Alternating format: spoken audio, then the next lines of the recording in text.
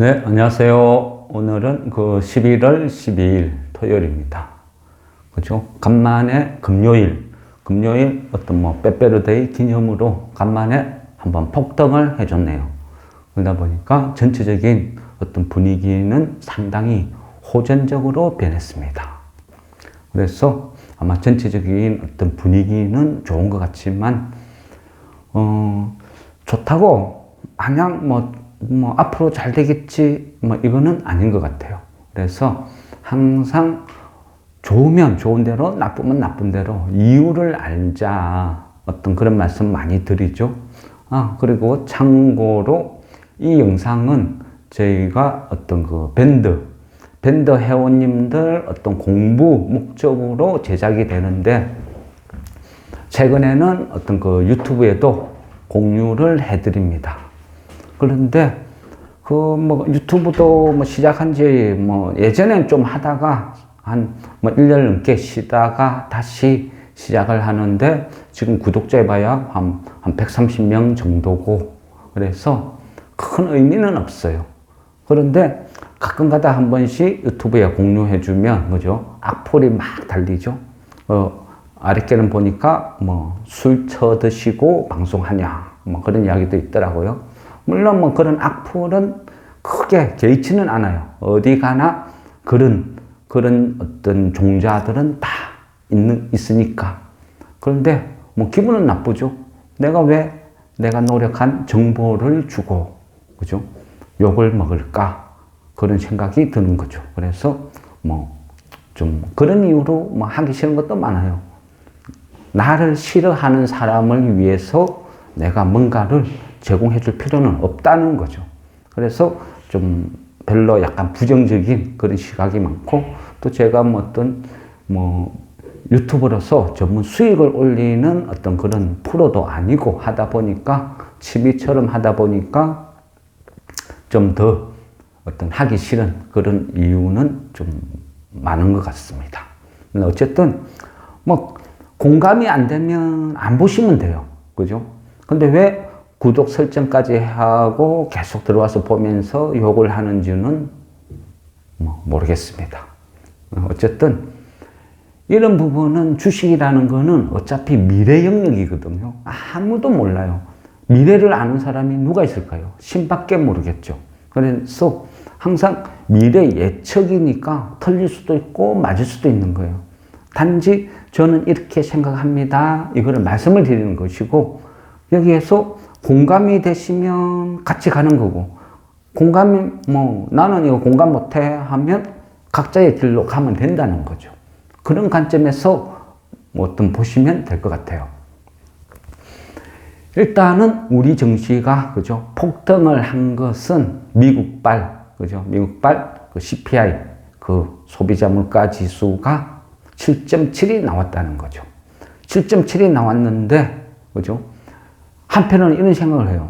저도 주식을 30년 넘게 했지만, 우리가 언제부터 미국 소비자 물가를 이렇게 신경 썼냐? 왜 이 지표를 봐야 되느냐? 그 전까지는 한 번도 본 적도 없었는데, 관심도 없었는데, 아마 주식하는 분들도 아마 그럴 것 같아요. 주식이라는 건 제가 이래 경험해 보니까요, 매번 무슨 유행처럼 끝없이 뭔가를 만들어요. 필요에 따라서 악재를 만들고, 필요에 따라서 호재를 만들고, 물론 그것은 메이저 세력들의 어떤 베팅, 이익에 따라서 변하는 것 같아요. 굳이 음모론이라는 것까지는 표현하고 싶지는 않지만, 어쨌든 그렇더라, 그런 거죠. 과거 경험을 해보니까.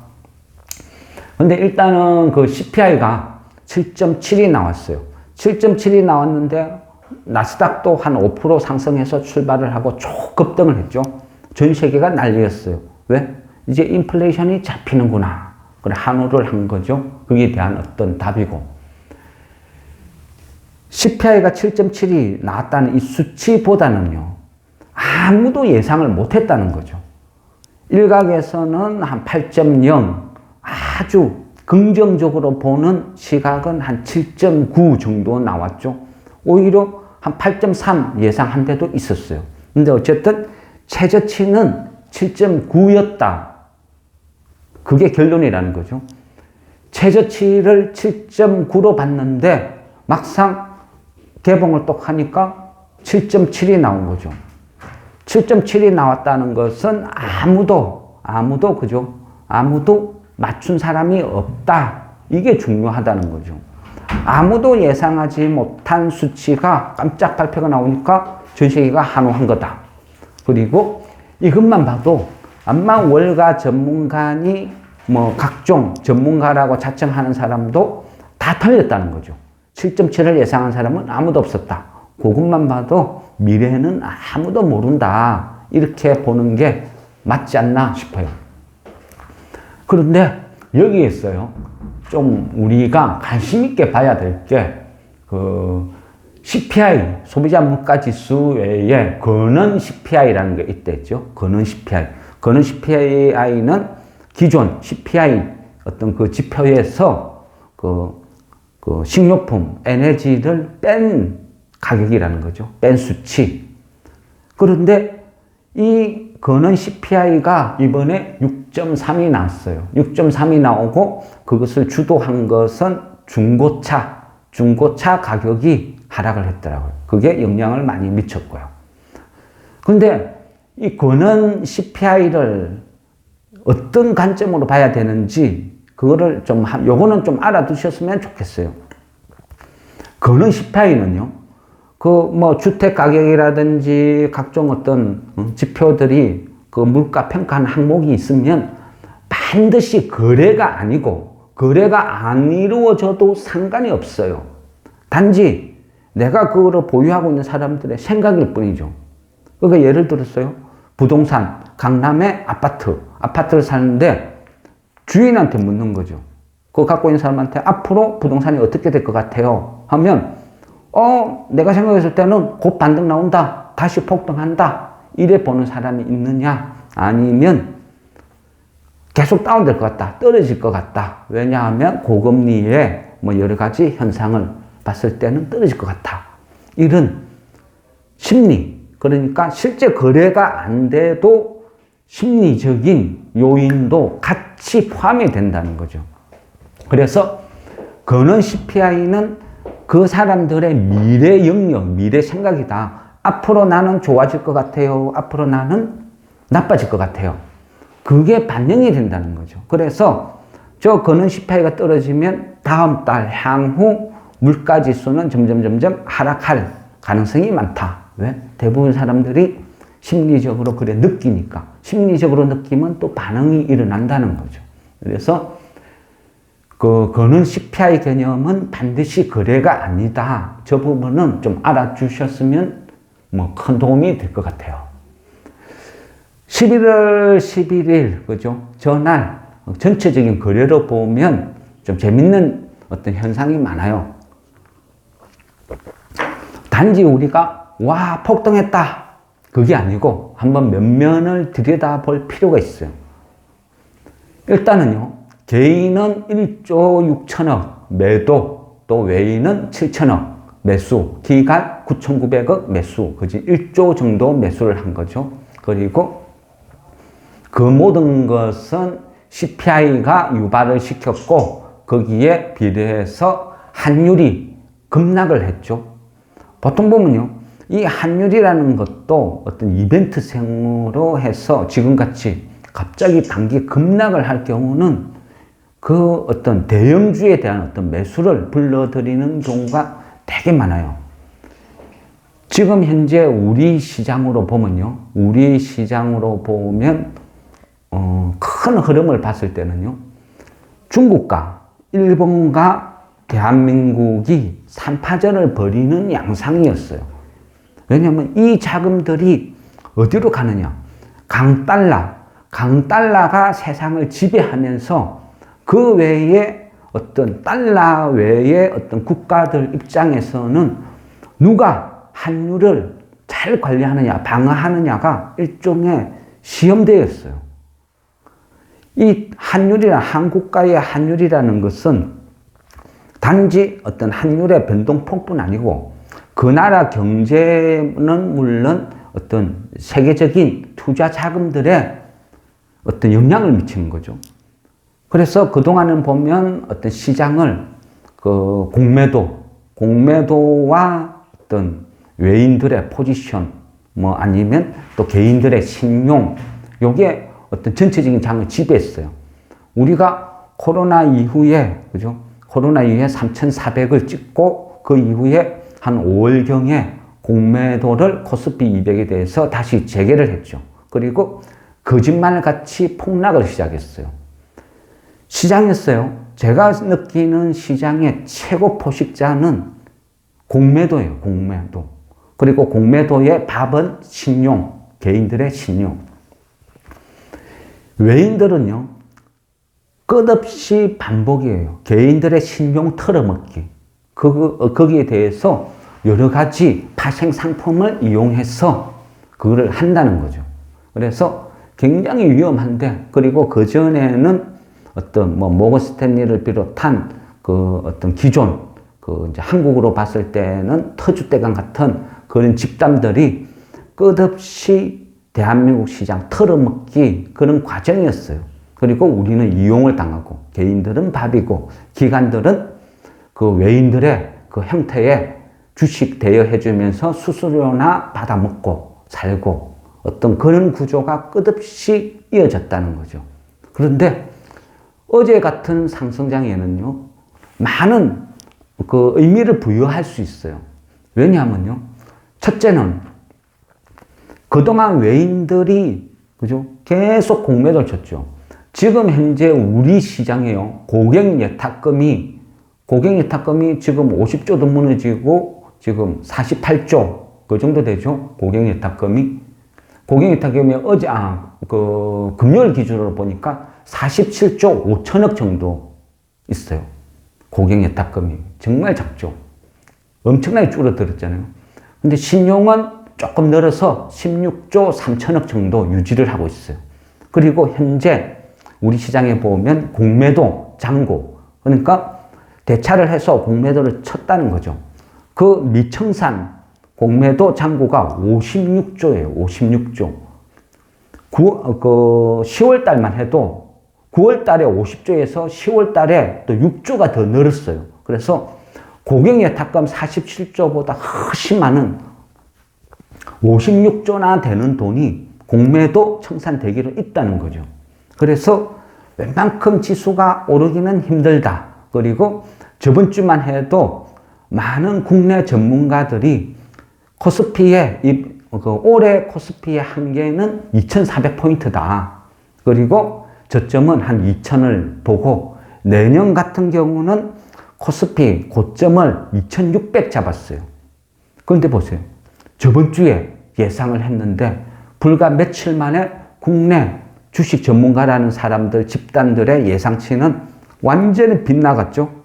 2,400이 꼭지다 했는데 다 틀렸어요. 그죠? 올 초만 해도 그래요. 올 초 전망치를 발표했을 때 불과 일주일 만에 다 틀렸죠. 바닥을 깨고 끝없이 추락했으니까. 그래서 국내 어떤 전문가를 하는 사람들도 그냥 막 우리나 별 차이 없어요. 따지고 보면. 못 맞추기는 똑같다는 거죠. 단지 쟤네들은 개인들보다 다른 점이 있죠. 자기네들 돈 아니다. 그리고 공매도라는 무기가 있다는 거죠. 개인들은 무조건 올라야 돈을 버는 구조인데 외인이나 기관은 그게 아니라는 거죠. 그래서 자기네들 마음대로 갖고 놀고 했고, 그동안에도 매달 몇천억씩의 어떤 공매도 차익으로 이익을 계속 벌어왔어요. 그 기간 동안 개인들은 출근하고 신용이 탈탈탈탈 털리고, 신용이 27조에서 그죠? 지금 16조니까 한 11조 정도 되는 돈이 다 털렸어요. 그 11조가 깡통이 되어서 주식시장에서 떠났다는 이야기죠. 계좌 수로 따지면 몇십만 개, 몇백만 개 되나요? 이 많은 깡통이 발생되고 수많은 사람의 고통이 있었지만 뉴스나 어디에도 다루는 사람이 아무도 없어요. 심지어는 뭐 정권방송, 정권쟁이들 그런 거 다루나요? 그게 주식시장이에요. 그래서 항상 자기가 살기 위해서는 이런 주식시장의 큰 흐름을 봐야 돼요. 일단은요, 그동안 주식시장의 가장 큰 포식자라고 할 수 있는 이 공매도 세력들이 11일 날에는 금요일에는 한 방 뚫어 맞았어요. 얻어 터진 거죠. 왜? 어딘가 모르게 습격을 받은 거예요. 자기네들 마음대로 공매도를 치놓고 마음대로 주물락주물락 했는데 엄청나게 데미지를 받는 그런 반란이 일어났다. 물론 CPI 물가 지수가 발표되면서 지수가 상승 예고가 됐지만 저 정도로 어떤 상승폭을 기록하는 것도 이례적이고, 또 하나는 어떤 공매도를 갚아였는 쇼커버링성 거래가 엄청나게 이루어졌다는 거죠. 거기에서 보면요, 그 외인들이 매수를 한 것은 한 7천억인데 또 프로그램 매수가 또 한 7천억 가까이 또 들어왔어요. 프로그램 매수가 들어왔다는 것은 그죠? 선물이 급등했다는 것이고, 이 선물이 또 선물을 추종하는 ETF나 안 그러면 그 관련된 파생 상품 이쪽으로 움직이는 또 프로그램 매수가 무더기로 밀고 들어오고, 그래서 이래저래 보면요, 그 공매도 세력들은 크게 당한 거죠. 근데 아직도 엄청나죠. 금요일 특징을 보면 그동안 공매도 상위 종목들이 대거 급등을 했다는 거죠. 최근에 선발주자로 움직였던 그 삼성전자를 제외해도 그동안 줄기차게 얻어 터진 공매도 밥이었던 카카오 시리즈, 뭐 네이버 이런 쪽도 급등이 났고, 또 그동안 그 공매도 뭐 2등, 3등 막 순위권 안에 막 들락날락 하던 그 항공주, 특히 대한항공도 보면 그동안 완전 공매도의 밥이었거든요. 암만 좋은 분기 실적을 내놔도 상승을 못했어요. 그런데 금요일 같은 경우는 그 쇼커버링성 어떤 물량이 대거 유입되면서 한 6%인가 한 5.7, 한 요 정도 상승 마감한 것 같아요. 그러니까 그만큼 지금 공매도 세력을 코너에 몰아였는 어딘가에서 또 다른 자금들이 대거 밀고 들어온다. 이게 중요한 것 같아요. 막연히 CPI 그 지수에 의한 매수다 이렇게 볼 수는 없는 것 같아요. 그래서 제가 봤을 때는요, 그동안 중국도 한국도 또 일본은 우리보다 더 심했죠. 환율 조작국이라는 위기까지 처해가면서 엄청나게 많은 돈을 쏟아부어서 엔화 방어에 집중적으로 나선 나라거든요. 그런데 우리는 실질적으로 환율 방어를 위해서 그렇게 중국이나 일본에 비해서는 많은 돈을 쓰지는 않았어요. 달러 외환 보유고를 쏟아붓지는 않았다는 거죠. 그런데도 가장 성적이 좋다, 가장 훌륭하게 방어를 했다, 이런 결과치가 나왔어요. 그래 봤을 때는 우리나라죠, 하는 총재 그 누구죠? 이창용. 이창용. 가끔가다 이름이 잘 생각이 안 나요. 그러니까 이창용 총재의 어떤 리더십이 엄청난 어떤 빛을 발했다. 우리나라 뭐 연기금 관리하는 저런 쪽은 그 국내 주식 팔고 해외 주식 투자한데 해가지고 이리 얻어 터지고 저리 얻어 터지고 국민연금 완전 고갈시키는 거 아닌가 싶을 만큼 심각한 어떤 상황으로 가고 있어요. 그런데 그나마 제가 개인적으로 봤을 때는 이창용 총재 저분이 이번에 가장 위기에 처했을 때 진두지휘를 잘한 것 같아요. 특히 저분이 이번에 그 환율을 방어했을 때 우리가 갖고 있는 외환을 쏟아부은 게 아니고 그 어떤 립서비스 이런 것도 적절하게 해주고, 또 어떤 조선 3사, 그러니까 최근에 그죠, 가장 수주가 활발한 데가 조선사였잖아요. 조선. 근데 이 조선이라는 것은, 배라는 것은 건조기간이 있는 거죠. 이 건조기간이 있고, 물론 모든 대금은 달러로 결제가 되죠. 보통 보면 조선은요, 처음에 계약했을 때 계약금 한 10% 정도를 받고 이후에 한 2년 정도 후에 잔금을 받는다는 거죠. 그게 일반적인 구조였는데, 이번에 그 환율을 방어하기 위해서 이창용 총재가 조선 3사 수장들을 불러놓고 그동안 엄청나게 많이 수주한 이 수주 잔고에 대한 향후 받아야 될 이 권리, 이거를 미리, 그러니까 일종의 약간 선물 개념인데 이것을 지금 한 해치를 하자. 그리고 거기에 관련된 법을 바꿔준 거죠. 그동안은 하고 싶어도 못하던 이 법을 개정을 해주면서 얘네들한테, 조선 3사들한테 지금 이거를 한 해치를 해라. 그런 식으로 주도를 한 거예요. 그러다 보니까 2년 후에나 유입될 이 조선 이 결제 대금, 이거를 미리 한 해치를 하면서 엄청난 달러가 유입되고 그 달러를 쏟아 부어서 원화로 환산을 시킨 거죠.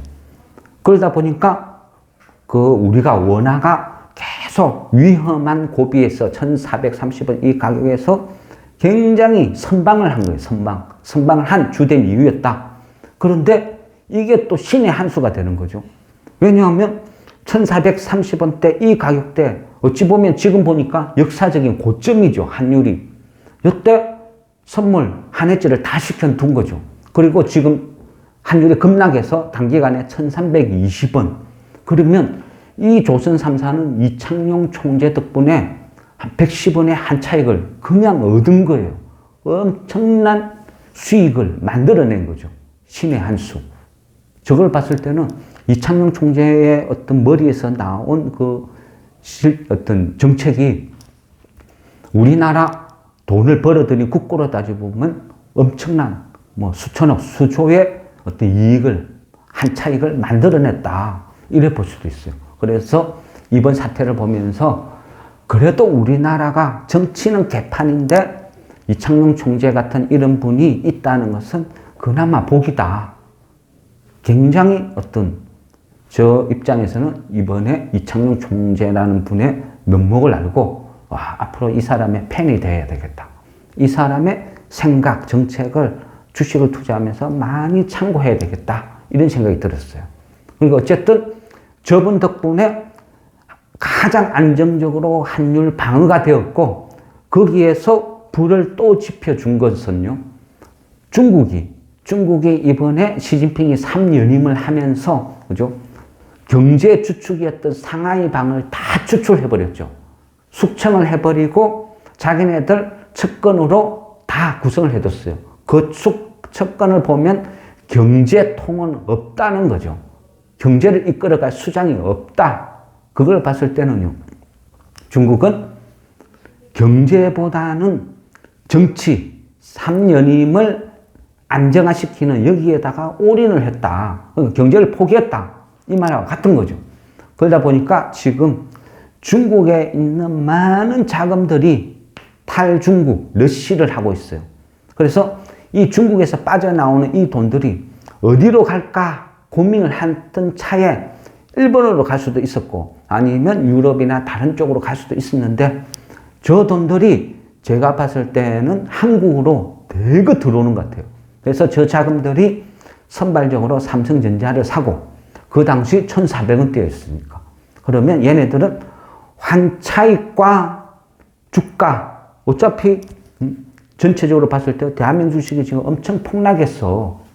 전체 코스피 대비 한 0.85 이 정도 가치밖에 안 돼. 그러니까 환차익과 시세차익을 동시에 노릴 수 있는 구조다. 그러니까 중국에 있는 엄청난 자금들이 빠져나오면서 한국 시장으로 유입이 됐다.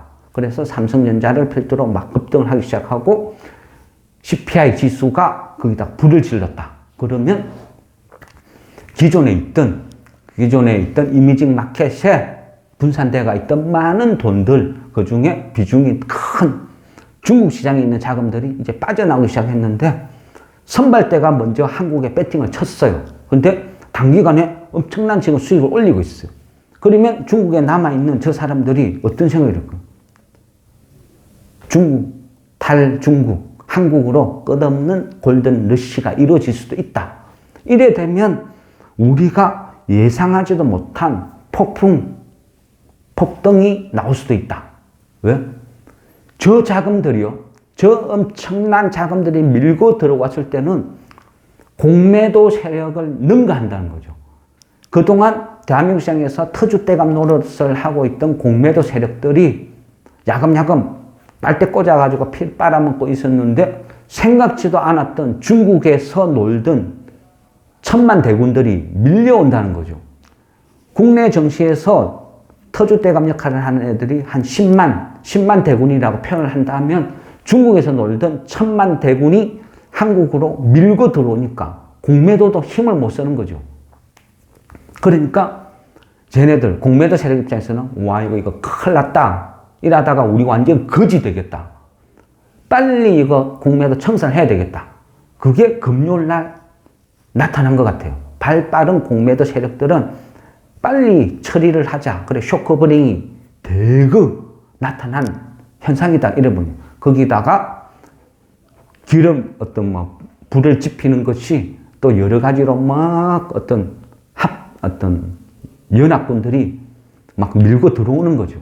그러다 보니까 그 일본계에서 놀던 자금들도 약간 조짐도 보이고 일본도 지금 굉장히 혼란스럽거든요. 그리고 기시다 총리 자체가 완벽한 정권을 장악을 못하고 있는 것 같아요. 우왕좌왕하고 있다는 거죠. 그러다 보니까 외국인 투자자들 입장에서는 가장 안정적이고 이익을 내고 싸게 볼 수 있는 시장이 한국 시장이다. 가장 매력적이다. 그래서 밀고 들어온다. 저는 그렇게 본다는 거죠. 물론 저희의 생각입니다. 그래서 앞으로는 우리가 상상하지도 못한 초폭등장이 올 수도 있다. 그런 관점으로 보자. 단지 요거는 뭐 일부에서는 그 CPI 지수는 단편적이다. 물가가 조금 내렸다고 그게 모든 게 끝난 건 아니다. 최소한 금리라는 것은 고금리에서 계속 유지가 되고 있다. 바로 옛날로 돌아간 것은 아니다. 그래서 이번 상승은 제한적이다. 그런 식으로 시각을 뭐 전반적으로 봤을 때는 그런 시각이 많더라고요. 근데 저는 우리나라 정시에는요, 불문율이라는 게 있어요. 불문율. 왜? 이 나라, 이 주식계에서 노는 이 집단들은 절대 말하면 안 되는 시시시하는 금기어가 공매도예요. 공매도. 왜? 정권사도 그렇고 각종 그쪽에서 먹고 사는 인간들이 공매도를 이용해서 대부분 다 돈을 벌어들이거든요. 정권사도 열심히 저가 실력으로 주식 매매해서 얻는 수익 관심 없어요. 오로지 외인들한테 공매도 대여해주고 그 수수료로 받아먹는데 이미 맛이 들어진 그런 집단으로 변질됐다는 거죠. 그러다 보니까 쟤네들은 어떤 경우에도 공매도를 거론하진 않아요. 왜? 공매도를 거론하는 순간 개인들의 어떤 울분을 불러낼 수도 있으니까. 그래서 절대 공매도에 대해서는 시시시시 한다. 그러니까 어디에도 이런 거를 다루는 데는 거진 없더라. 근데 제가 봤을 때는 지금 중국이나 일본에서 몰려드는 이 자금들이 그 지역 깡패, 한국에서 노는 공매도 세력을 때려잡고 있다. 그러면 정말 통쾌한 일이 벌어질 수도 있고 지수가 올해 안에 2600도 뚫고 나가버리는 이런 초급등장이 올 수도 있다. 그리고 단 한 번이라도 공매도 세력을 박살만 내주면 앞으로는 대한민국 시장에서 이 공매도 세력들이 예전처럼 설치지는 못할 거예요. 왜? 한 번 얻어 터진 애들은 트라우마가 생기거든요. 이제까지는 불패였거든, 불패. 대한민국 시장에서는 불패의 신화를 자랑하는 그런 집단이었다는 거죠. 얘네들은요, 공매도와 선물, 옵션, 이거를 이용해서 끝없이 피를 빨아먹어요. 그리고 공매도를 거론하다 보니까, 그죠? 저희 어떤 그 회원님들이, 회원님 중에 한 분이 질문을 하신 분이 있었어요. 그래서 이거를 잠깐 설명을 드릴게요. 지금 시간이 어떻게 진행되죠? 지금 29분 네, 한 50분 되면 한번 끊어주세요. 네. 제가 저번 주에 어떤 중간 선거 외에도 이벤트가 있다. 그러니까 11월 달에 그 옵션 만기가 눈앞에 있다. 눈앞에 있는데 그 주에 그 북한에서 미사일을 무지 막 쏘고 난리가 났죠. 그래 뉴스에서는 완전 전쟁 날 것처럼 많이 떠들었어요. 그리고 많은 개인 주식 투자가들이 전쟁 날까봐 좀 공포를 느끼고 그런 시기가 있었다는 거죠. 그래서 그때 금요일에도 북한에서 미사일을 막 쏘고 뭐 울릉도를 부근에 쏘고 울릉도에서 대피령이 내리고 난리가 났어요. 그 시기에 이제 저희 어떤 밴드 회원님들도 많이 긴장을 하시더라고요. 그래서 질문을 하시더라고요. 진짜 전쟁 나는 거 아니냐? 위협이 너무 심하다. 한 번도 보지 못했다.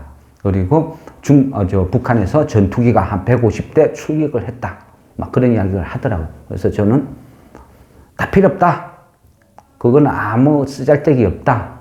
그리고 그럴 사항도 아닌 것 같고, 북한을 보는 게 아니고 우리보다 훨씬 정보가 빠른 외인들의 움직임을 보면 된다. 근데 외인들은 전혀 요동도 안 했어요. 왜?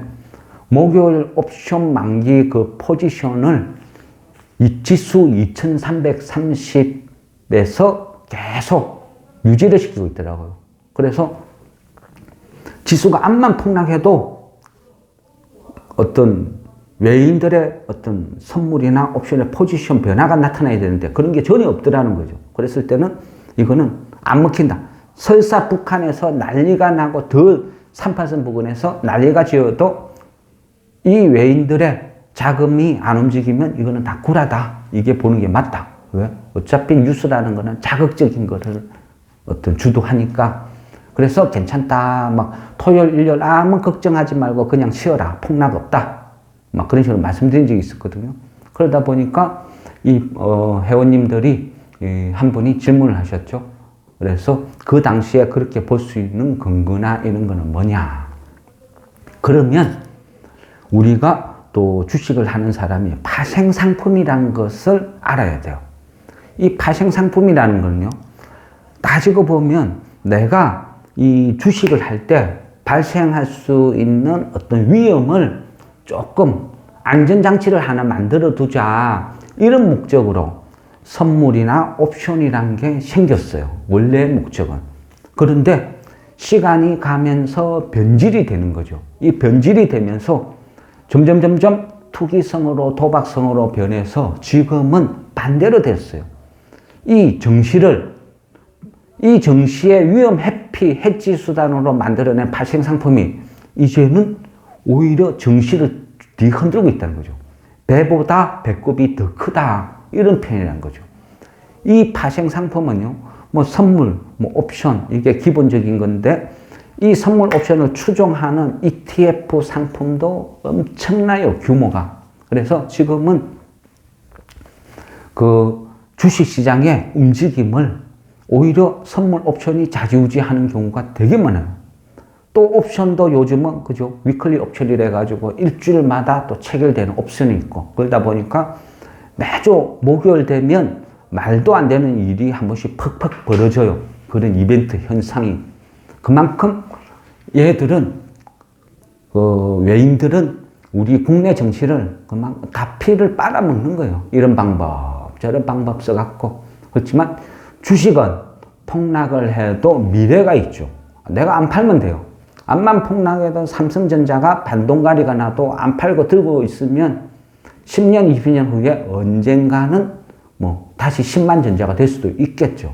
그렇지만 선물이나 옵션이라는 거는 만기가 있어요. 만기. 딱 기간 내에 맞추는 게임이에요. 그 게임이 끝나면 소멸되는 거예요. 소멸되고 없어지는 거예요. 잠시 선물 옵션 이 부분에 어떤 말씀을 드리자면요.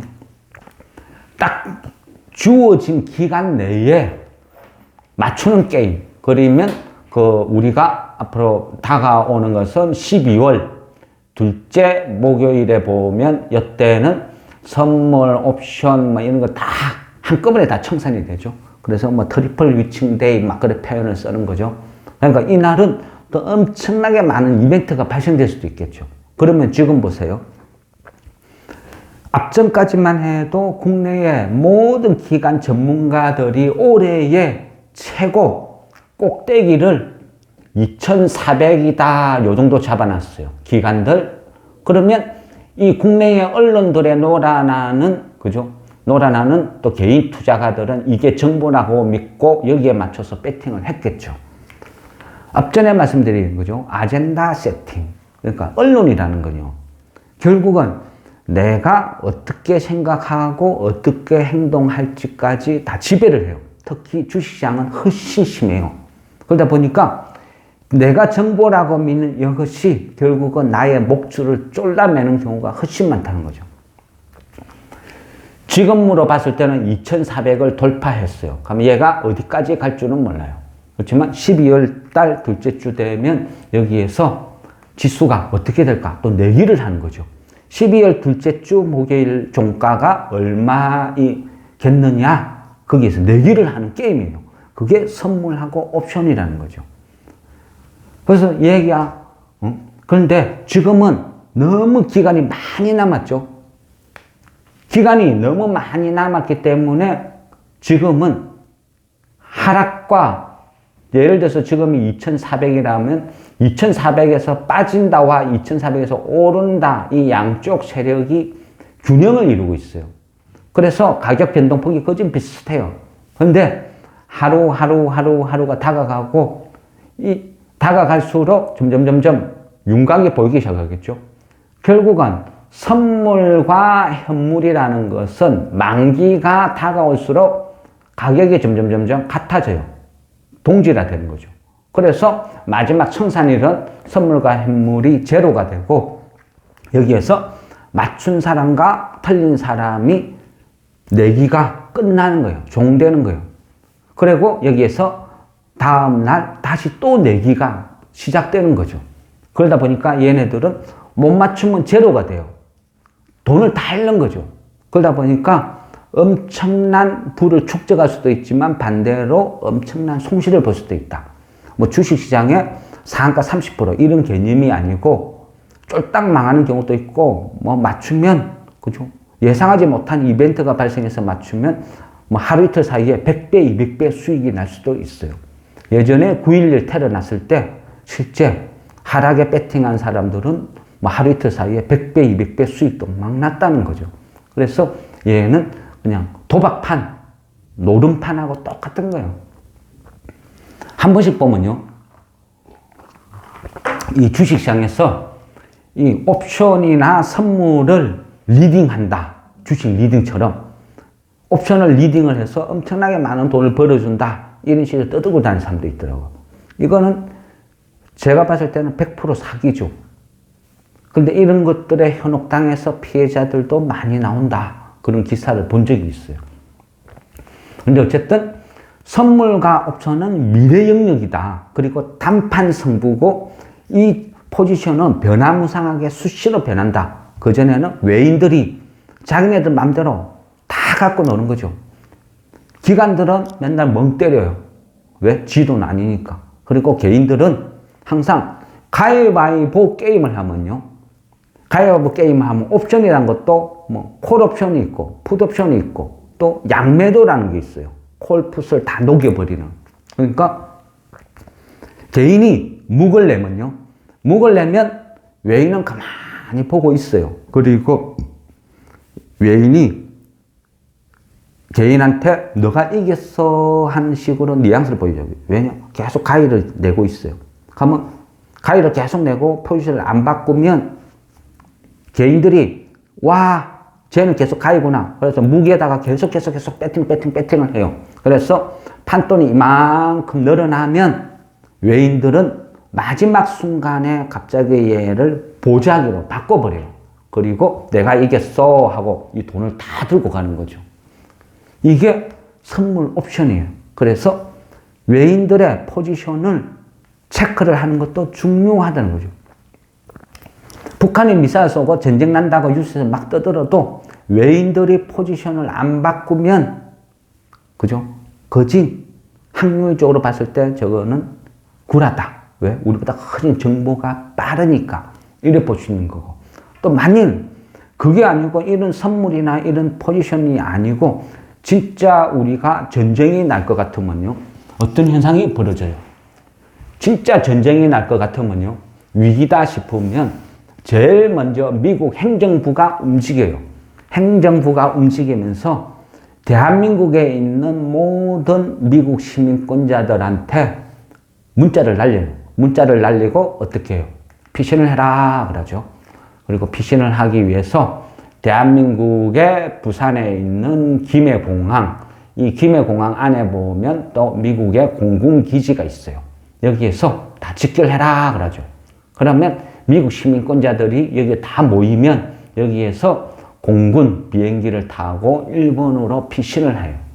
이후에 모두가 안전하게 다 피신을 했다 하면 그때 미국의 군사가 움직이고 본격적으로 전쟁 분위기를 만드는 거죠. 만일 정말 이 전쟁이 날 것 같다 하면 김해공항 안에 있는 미군 기지에 엄청난 수송기와 미국 시민권자들이 대거 몰려들 거예요. 요거는 진실이죠.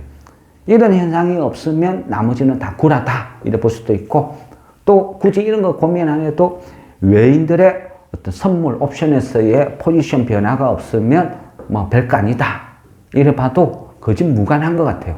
그래서 우리가 선물 옵션을 하지는 않아도 외국인들이 지금 어디에다가 배팅을 치는지 말도 안 되는 가격에 지금 2,400인데 한 2,000포인트에다가 뭐 배팅을 치고 있다. 그럼 그런 건 의심해 봐야 돼요. 앞으로 엄청난 악재가 나올 수도 있구나.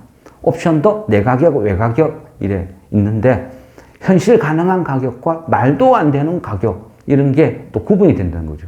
그런데 말도 안 되는 가격이 자꾸 거래가 성립이 되고 막 이만큼 돈들이 들어왔을 때는 또 의심을 해야 된다. 이래 볼 수도 있는 거예요.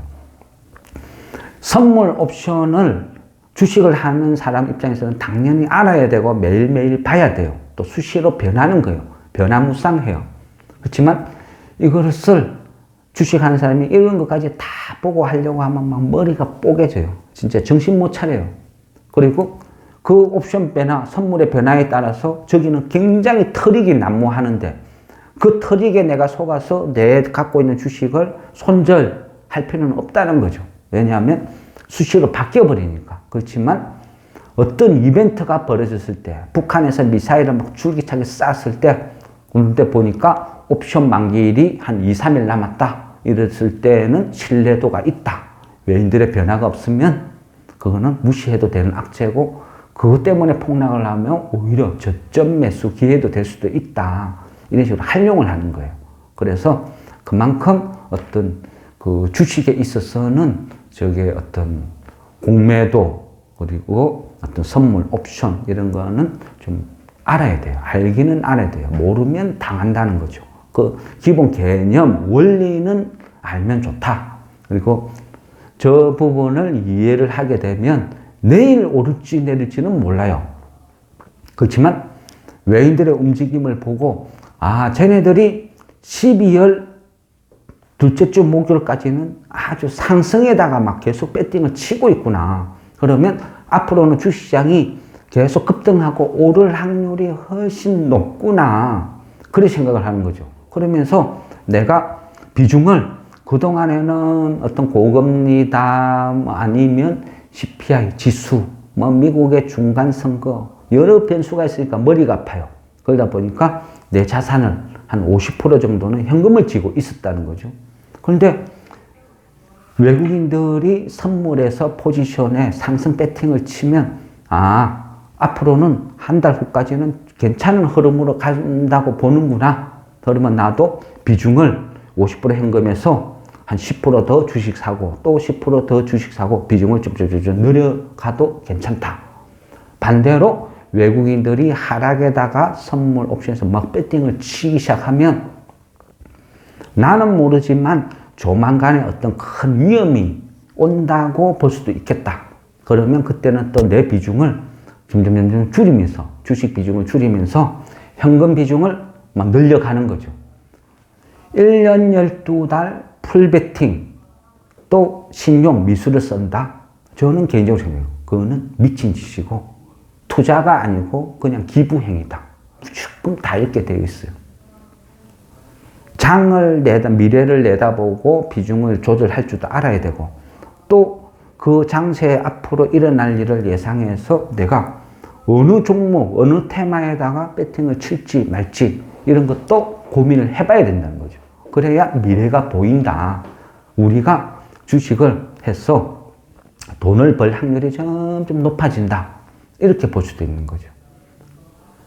최근에요. 그죠? 저번 주에 보면 최근에는 거진 볼 수 없었던 그 하한가 종목이 두 개나 보이더라고요. 그래서 제가 보면서 와, 하한가 정말 보기 힘든데 이게 뭐지? 하고 이래 봤어요. 보니까 그 대규모 유정을 발표하면서 둘 다 한가를 갔더라고요. CPI가 그죠? 7.7이고 주가가 폭등한 데서 실제로 보면요, 달라진 거는 아무것도 없어요. 왜? 결국 저거는요, 미국 물가죠. 미국 놈들 물가가 잡혔다고 우리가 좋아지는 건 없어요. 우리 국내 기업이 좋아지는 건 없어요. 아직도 금리는 5%대에서 놀고 있어요. 고금리. 여기 계속 유지되고 있어요. 그러면 우리나라에 있는 많은 기업들은 지금 죽을 맛이에요. 그죠? 우리 뉴스에 봤잖아요. 영끌, 빚걸한 사람들 이자가 급증하니까 서로 막 손절하고 대출금 갚기 위해서 집을 내놨다 보니까 금매가 금매를 부른다. 많이 봤잖아요. 국내 기업도요. 어려운 기업은 계속 어려워요. 왜? 회사 재무구조를 봤을 때 자산보다 빚이 많은 기업은 이자 부담이 계속 올라가니까 지금 죽으라고 일해가지고 받는 이득보다 이 이자 내는 게 훨씬 높다는 거죠. 이런 기업이 얼마나 버틸 수 있겠어요. 그죠? 잘못하면 파산할 수도 있겠죠. 아니면 어떻게 해요? 살아남기 위해서 잘하는 거. 유상증자를 빡빡 때리는 거죠. 장이 좋을 때는요, 바이오들이 항상 하는 거 있죠. 세계 최초로 신약 개발했다. 20조 시장이다. 그거를 이용해서 유상증자를 하면 개인들이 대거 돈을 갖다 줬어요. 그래서 그걸로 1년 먹고 살고 버텼다는 거죠. 지금은 개인들도 다 떠나고 없어요. 고객예탁금도 47조예요. 그만큼 돈이 없는 거예요. 그래서 앞으로는 부실 기업들은 상당히 고전을 할 거예요. 잘못하면요, 부도 사태도 막 발생될 것이고, 주식시장에서 유상증자를 이놈 저놈 막 정신없이 때리고, 거기에 대해서 이놈 폭락 저놈 폭락, 유상증자 발표할 때마다 급락. 그러다 보니까 유상증자 주의보가 내려서 재무구조가 조금만 부실해도 이유 없이 막 급락하는 이런 유상증자 공포 릴레이가 펼쳐질 수도 있어요. 그래서 지수가 상승한다고요, 우와 할 거는 아니고 조심은 해야 돼요. 선별을 해야 돼요. 그러면 여기에서 1부로 끊고요, 2부 시향을 다시 좀 이따 할게요. 근데 2부에서는 지금 1부에서는 지금 현재 주식시장에서 긍정적이고 좋은 거 요것만 말씀을 드렸는데, 2부에서는 앞으로 나빠지는 요인도 있다. 악재도 숨어 있어요. 그 부분을 또 한번 잠깐 거론을 하겠습니다. 예, 일단 1부 마무리하겠습니다. 네, 단장님 수고하셨습니다.